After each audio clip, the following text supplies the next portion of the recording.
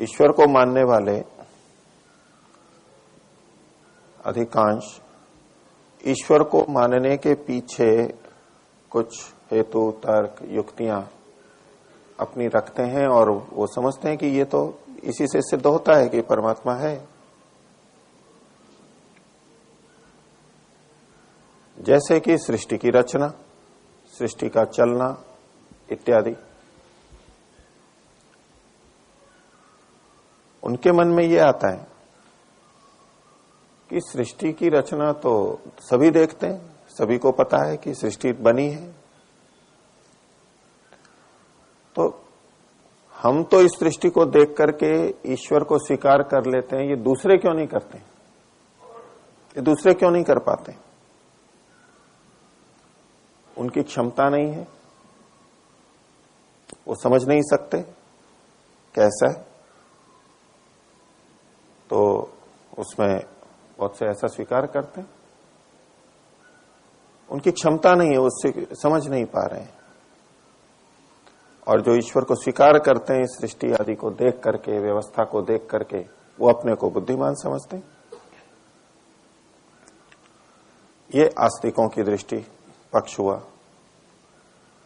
और जो ईश्वर को स्वीकार नहीं करते हैं, नास्तिक हैं, वो क्या सोचते हैं?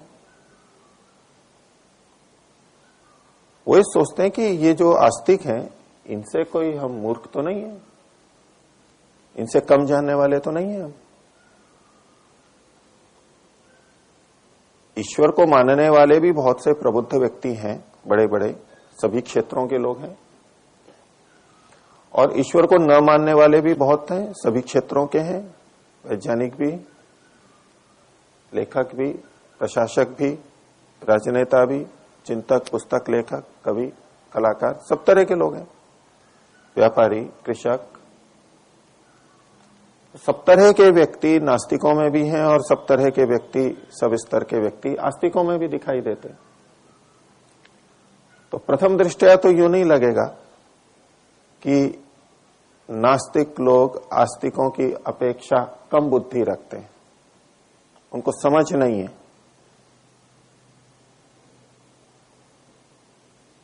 और नास्तिक लोग भी ये कहते हैं, जो ईश्वर को नहीं मानते, वो बल्कि ये देखते हैं कि ज्ञान में, समझ में ईश्वर को छोड़ के अन्य विषयों में नास्तिक वर्ग अपेक्षाकृत अधिक बुद्धिशाली है, अपने जीवन को ज्यादा अच्छी तरह से जीता है, अन्य विषयों में अधिक जानकारी है। उच्च स्तर पे दोनों जगह अच्छे अच्छे लोग हैं, बुद्धिमान व्यक्तियों, उनको छोड़ दीजिए। लेकिन अधिकांश जो आस्तिक वर्ग है वो कैसा है? बहुत से तो कुछ भी नहीं पढ़े लिखे हैं, कुछ समझते नहीं है, अपना सामान्य जीवन जीते हैं। कोई गंभीर बात तो उनको बताने लगो तो उनको समझ में नहीं आएगी, बहुत सारी चीजें जानते ही नहीं है, वो विषय को समझते ही नहीं है, उनका उस तरह का प्रशिक्षण ही नहीं है, शिक्षा ही नहीं प्राप्त की है उन्होंने। तो नास्तिक व्यक्ति देखता है कि ये लोग कहते हैं सृष्टि को देख करके परमात्मा का अस्तित्व ये लोग स्वीकार करते हैं, तो इनको तो समझ में आ जाता है, हमारे को नहीं आता। हमें तो नहीं प्रतीत होता सृष्टि को देख करके कि इसका बनाने वाला कोई होना चाहिए। तो दोनों एक दूसरे को, आस्तिक लोग सोचते हैं हम बुद्धिमान हैं क्योंकि हम सूक्ष्म तत्व को, परमात्मा को जान पाए हैं इस सृष्टि को देख करके, और वो नहीं जान पा रहे तो उनकी न्यूनता ही कही जाएगी। और नास्तिक लोग देखते हैं कि इनके व्यवहार तो ऐसे नहीं है कि ये अधिक बुद्धिमान हो, बल्कि जो अपने को आस्तिक कहते हैं, जो वर्ग आस्तिक कहलाते हैं, उनमें भयंकर मूर्खताएं देखी जाती हैं, परस्पर विरुद्ध बातें, कैसा कैसा व्यवहार, कैसी कैसी रीतियां। अगर पूरे जीवन का निरीक्षण करें हम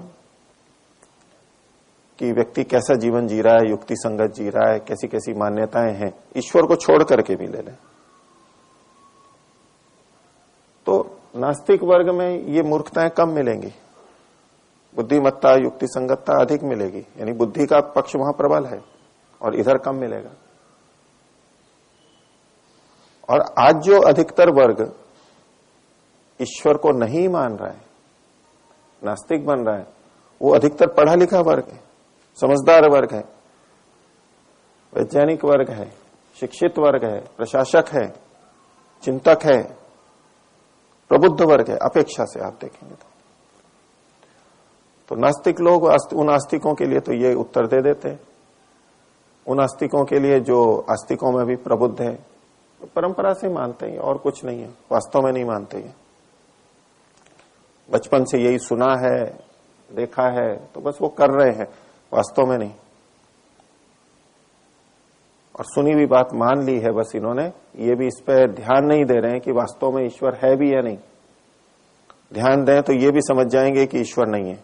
ध्यान नहीं देते, अपना काम करते रहते हैं। भले ही ज्ञान के स्तर पर आस्तिक नास्तिक समान हो, लेकिन नास्तिक आस्तिक के बारे में ये सोचता है कि ये इस बिंदु पर कुछ सोचना नहीं चाहते कि ईश्वर है या नहीं है। बस मान लिया इन्होंने, परंपरा का निर्वाह कर रहे हैं, भावना की बात है, मानते हैं, कोई बात नहीं, इनको इसी में सुख मिलता है। लेकिन इसका सत्य से संबंध नहीं है। अगर बुद्धिपूर्वक सोचा जाए तो ईश्वर नहीं है, ऐसा नास्तिक लोग सोचते हैं। यानी वो आस्तिकों को अपेक्षाकृत कम बुद्धि वाला समझते हैं और आस्तिक उनको समझते हैं। परमात्मा के अस्तित्व को स्वीकार करने के लिए शास्त्र की बात सबके सामने नहीं हो सकती, नहीं स्वीकार की जा सकती। दूसरे नहीं मानेंगे, ग्रंथ में लिखा है, ये कोई उनके लिए प्रमाण नहीं है, उसको प्रमाण मानते ही नहीं। और ग्रंथ को छोड़ के जब हम परमात्मा का अस्तित्व स्वीकार करते हैं तो सृष्टि को देख करके ही कर पाते हैं, और कोई उपाय नहीं है।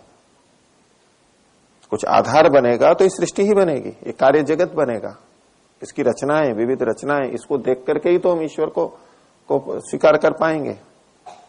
ये आधार बनता है, एक मूलभूत आधार है।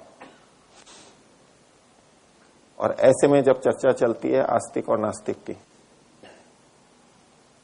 लेख भी चलते हैं, समझदार भी आपस में बात करते हैं,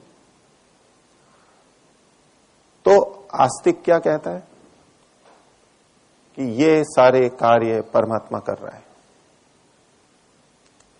सृष्टि तो एक बहुत व्यापक हो गया। अगर उसको आस्तिकों के व्यवहार को अगर हम देखें, फसल अच्छी हो गई तो परमात्मा ने इस बार बहुत कृपा की, परमात्मा की कृपा से फसल उत्पन्न हो रही है। बारिश अच्छी हुई, परमात्मा की कृपा से हुई है, परमात्मा बारिश करा रहा है। फल अच्छे आए, परमात्मा करा रहा है।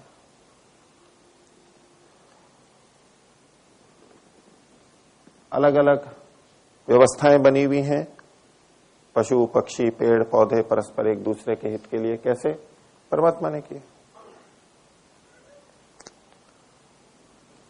ऋतुएं बन रही हैं, कौन कर रहा है? परमात्मा करा रहा है। परिवार में बच्चों का जन्म हुआ, कौन, किसकी कृपा से हुआ?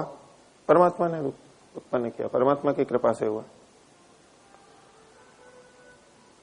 देखो हम खाना खाते हैं, हमने तो खाना बनाया ही है, खा लिया, अब उसके बाद में उसका पचना, फिर शरीर में रस रक्त आदि का बनना, बुद्धि को पोषण मिलना, हृदय का चलना, सफाई होना, तो बहुत सारी कितनी सारी चीजें चल रही हैं, ऊर्जा का बनना, हम तो कर नहीं रहे, तो कौन कर रहा है? परमात्मा कर रहा है। अब इस तरह की सैकड़ों बातें आस्तिक लोग जहां स्वयं को नहीं देखते हैं वहां कहते हैं परमात्मा कर रहा है। नौकरी लग गई तो भी परमात्मा ने लगवा दी, ये बहुत सारी बातें। व्यापार में अधिक लाभ हो गया, परमात्मा ने इस बार बहुत लाभ किया मेरा। वो परमात्मा को किसी भी रूप में मान सकता है, अलग अलग देवी देवताओं के रूप में भी मान सकता है, वो उन पे कहता है। स्वास्थ्य अच्छा चल रहा है, परमात्मा की बड़ी कृपा है, परमात्मा स्वास्थ्य ठीक चला रहा है।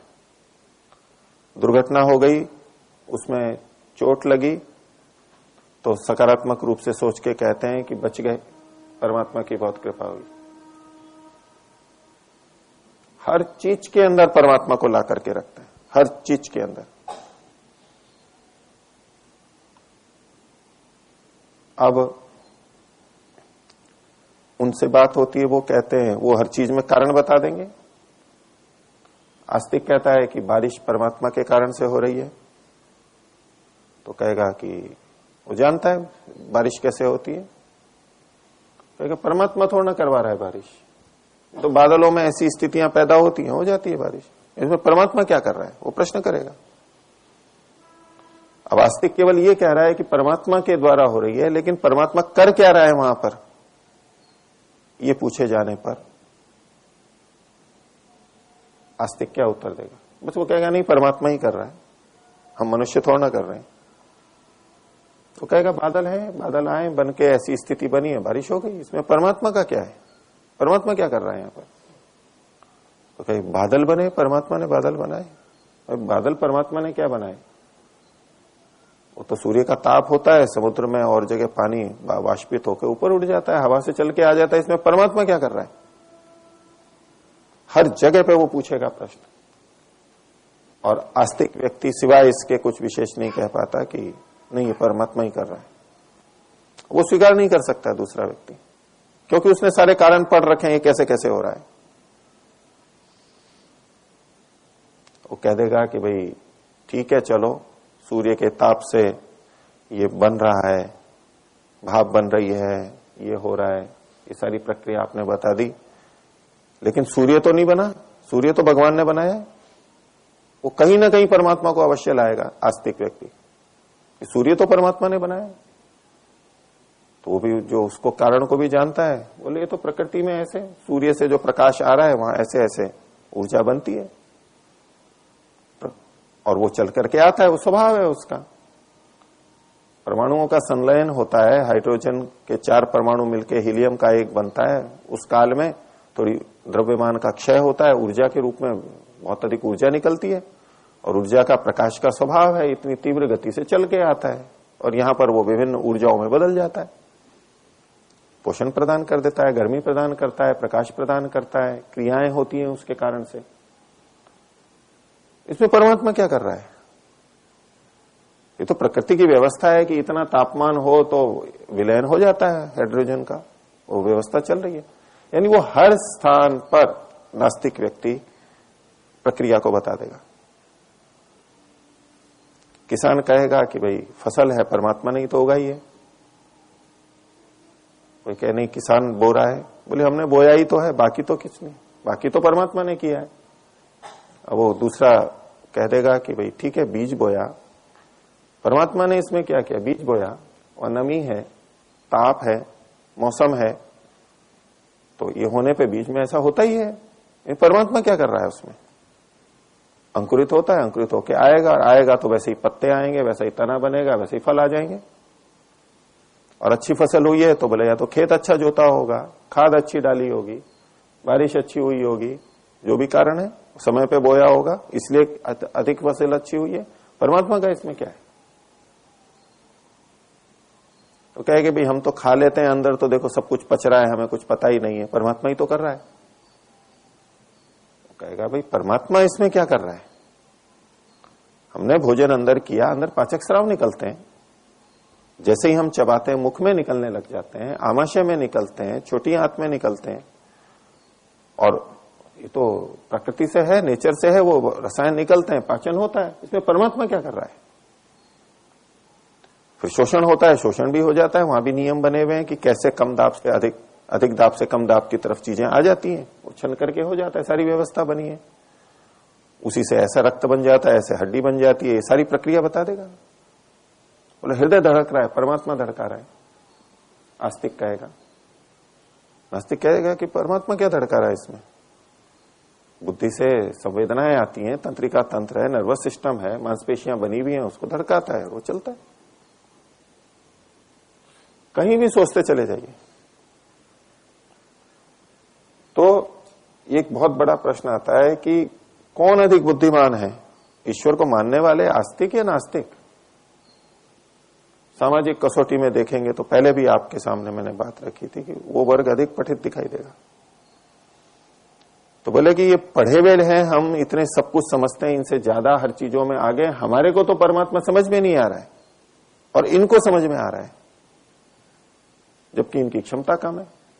तो उसका सीधा सा निष्कर्ष निकालते हैं, इन्होंने मान रखा है, समझ नहीं रखा है। जिस दिन ये समझ लेंगे, बुद्धि से सोचेंगे हमारी तरह, उस दिन ये भी ईश्वर को मानना छोड़ देंगे। जब तक चल रहा है, मान रहे हैं, काम चल रहा है इनका, इसी में सुख शांति अनुभव करते हैं, मान रहे हैं। वो ये देखते हैं कि ये बुद्धि से काम नहीं ले रहे हैं, इसलिए ये ईश्वर को मान रहे हैं। और आस्तिक उनके लिए सोचते हैं कि ये लोग विज्ञान की दृष्टि से ही सोचते हैं, हर चीज को विज्ञान की तराजू पर ही तोलना चाहते हैं, इसलिए ये परमात्मा को नहीं जानते। और ये एक बड़ा चिंतन का विषय रहता है, आखिर कौन बुद्धिमान है, जो ईश्वर को मानता है या ईश्वर को नहीं मानता है। और जैसा मैंने पहले भी आपके सामने रखा था कि जो नास्तिक लोग बने हैं अधिक अधिक और बनते जा रहे हैं, सभी मत संप्रदायों में, ईसाई भी, मुस्लिम भी, हिंदू भी, बौद्ध भी, इन सब में जो इनकी बहुत सारी जो भी मान्यताएं हैं ईश्वर या ईश्वर से भिन्न आत्मा की या अन्य जीवन से संबंधित, उसको छोड़ते जा रहे हैं। बड़ा वर्ग छोड़ता जा रहा है उनकी बातों को, क्योंकि विज्ञान से वो बातें बहुत सी विरुद्ध भी प्रतीत होती है। वो कैसे स्वीकार करे, जिसको प्रत्यक्ष देख रहा है उस बात में धर्म अलग अलग जो है, इनको धर्म कहा जाता है, जो ग्रंथ कहे जाते हैं, धार्मिक या ईश्वरीय पुस्तकें कही जाती हैं, उसमें अलग अलग बातें देखने को मिलती हैं जो कि प्रत्यक्ष के विपरीत है। वो कैसे मानेगा? कहेगा ये तो वैसे ही किसी ने बोल दिया और मानते चले आ रहे थे, और आज विज्ञान ने सारी बातें स्पष्ट कर दी है, उनका कोई महत्व ही नहीं है, वो नहीं स्वीकार करें।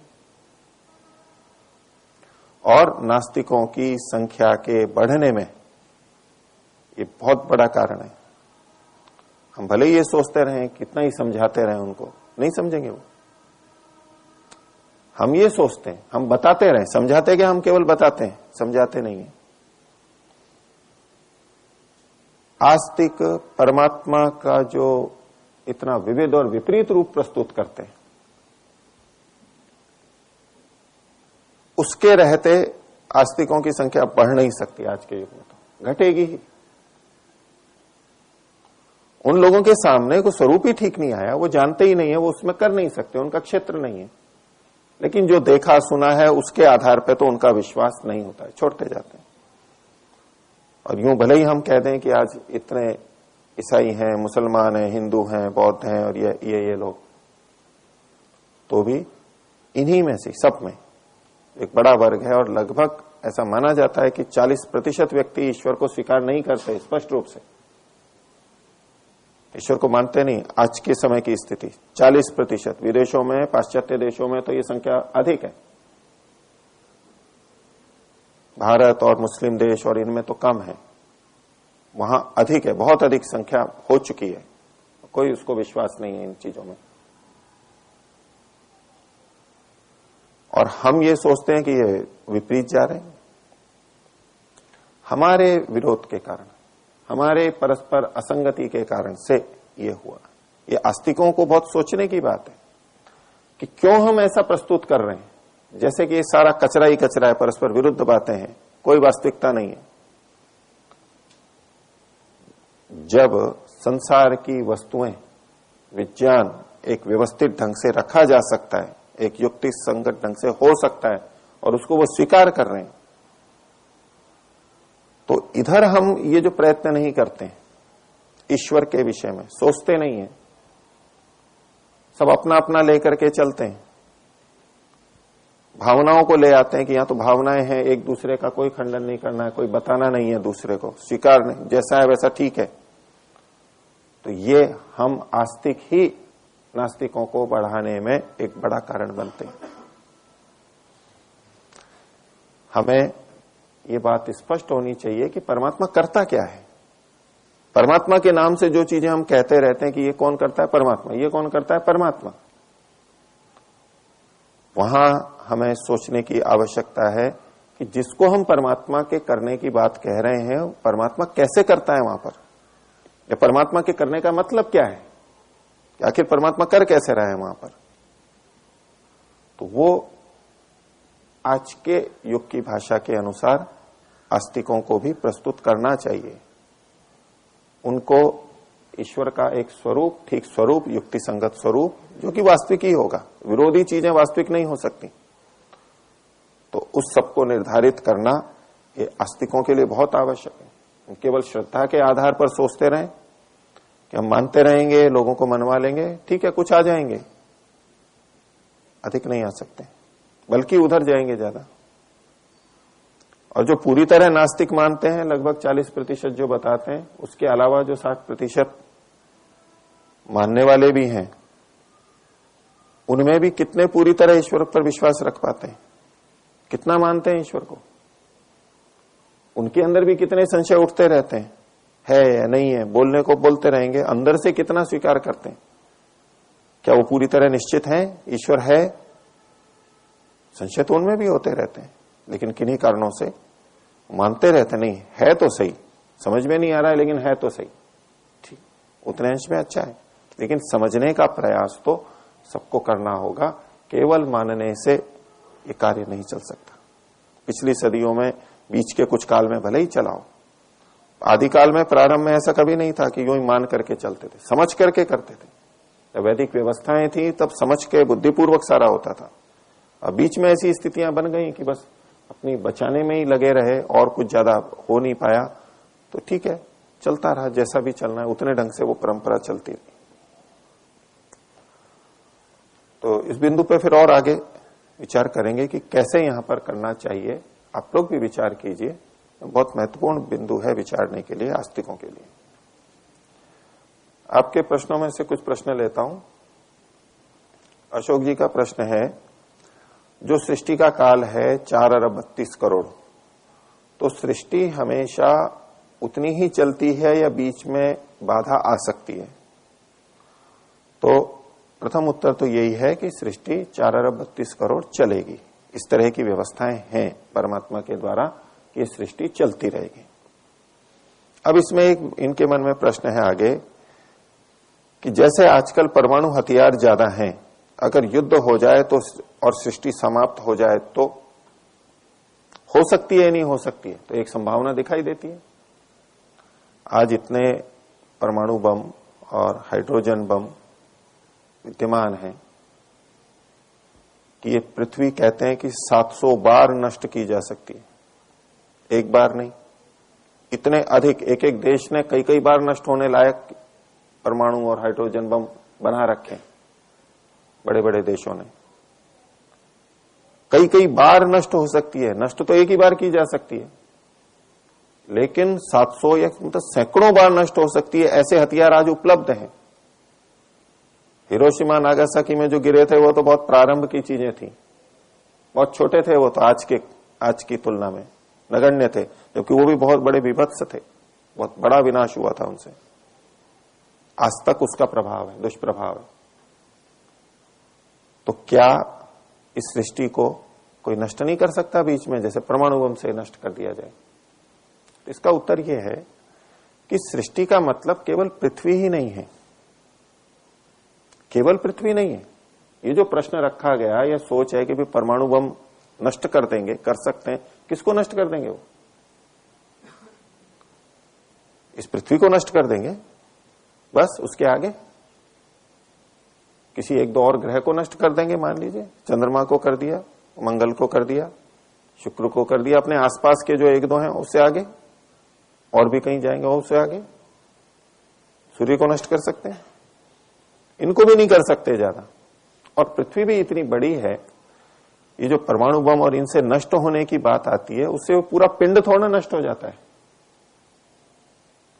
परमाणु बम गिरा, धमाका हो गया, चलो विस्फोट हो गया, भूकंप आ गया, लोग मर गए, ये पृथ्वी ही थोड़ा नष्ट हो जाएगी उससे भी। ये ऊपर का है कि जीवन नष्ट हो जाएगा, जल जाएंगे, विनाश हो जाएगा, विकिरण फैल जाएगा, रोग से मर जाएंगे। लेकिन जहां हिरोशिमा नागासाकी है वहां भी भूमि तो है ना, अभी भी गड्ढे हो गए, ठीक है, इतना हो सकता है, पहाड़ टूट सकते हैं, उथल पुथल हो सकती है। ये जो हमारे अलग अलग महाद्वीप हैं, उपमहाद्वीप हैं, ये टूट सकते हैं, कहीं इधर उधर बहुत बड़ा कोई कर दे, कहीं गड्ढा हो जाएगा, समुद्र इधर से उधर हो जाएगा, यही तो होगा। भूकंप आ सकता है कोई बड़ा सा, उससे काफी इधर उधर चट्टानें इधर उधर हो जाए, बड़ा विनाश आ जाए, जैसे होता है। इससे ज्यादा तो नहीं, ये पृथ्वी नष्ट नहीं हो सकती अभी तक के मेरी जानकारी के अनुसार। ये तो फिर भी है, और मान भी लिया कि इस पृथ्वी के सारे मनुष्य नष्ट किए जा सकते हैं, सब प्राणी नष्ट किए जा सकते हैं, कर दिए, तो ईश्वर की व्यवस्था, ये सृष्टि केवल पृथ्वी नहीं है, ये ब्रह्मांड सारा का सारा, पूरी सृष्टि जो लोक लोकांतर आकाश गंगाएं हमारी दृष्टि से अनंत जैसी ही है। वहां अनंत संभावनाएं हैं, यहां नहीं वहां पर जाएंगे, परमात्मा वहां जन्म देगा। इतना आसान नहीं है ये सब करना। मनुष्य कितना भी शक्तिशाली हो जाए तो भी है तो वो बहुत अल्प शक्तिमान ही, सामर्थ्य भी उसकी कम है। और इतने परमाणु बम होते हुए भी क्यों नहीं एक बार भी सृष्टि नष्ट हो गई? आज भी है ना। ये एक तरह से एक दूसरे को रोकने के लिए है, अपनी शक्ति बताने के लिए, कोई हमारे पे हमला ना करे, उसको सुरक्षा की दृष्टि से भी बनाया जाता है एक दूसरे से, क्योंकि एक बना रहा है तो दूसरे को बनाना पड़ता है, अपनी रक्षा के लिए बनाना पड़ता है। लेकिन सब जानते हैं कि ये गया तो छूट गया और परमाणु युद्ध छिड़ गया तो सबका ही नाश होगा, इसलिए ये एक तरह से हमारी सुरक्षा का उपाय भी बना हुआ है। इसलिए केवल ये सोचना कि इससे नष्ट हो जाएगी और ये 4 अरब 32 करोड़ नहीं चलेगी, ऐसा नहीं है। ये तो चलता रहेगा। इन व्यवस्थाओं को हम मनुष्य इतना ज्यादा विकृत कभी नहीं कर सकता है। प्रकृति उसको ईश्वर की व्यवस्था से वो फिर ठीक हो जाता है। हम कुछ गलत भी करेंगे, वहां ऐसी ऐसी व्यवस्थाएं बनी हुई हैं कि जो उसको पर बदल देती हैं, वहां फिर हमारा कोई बस नहीं चलता है, उसको बराबर कर देगी। उस समय बाद में हो जाएगा, फिर से उत्पन्न हो जाएगा। तो इस सृष्टि में प्रजनन की क्षमता बहुत अधिक है, इस पृथ्वी पर प्रजनन की क्षमता बहुत अधिक है। ऐसी ऐसी व्यवस्थाएं कर रखी हैं परमात्मा ने कि वो इतनी आसानी से समाप्त नहीं होती है। कितनी महामारियां फैल गई फिर भी होती, कितने रोग होते हैं, लाखों लोग मरते हैं रोगों से, अलग अलग रोगों से, बड़े बड़े आंकड़े हैं, इतने इससे मरते हैं, इतने इससे मरते हैं, फिर भी ये सब चल रहा है। इतना सब कुछ होते हुए भी चल रहा है और आगे भी चलेगा। तो आज का विषय इतना ही रखते हैं। प्रणव।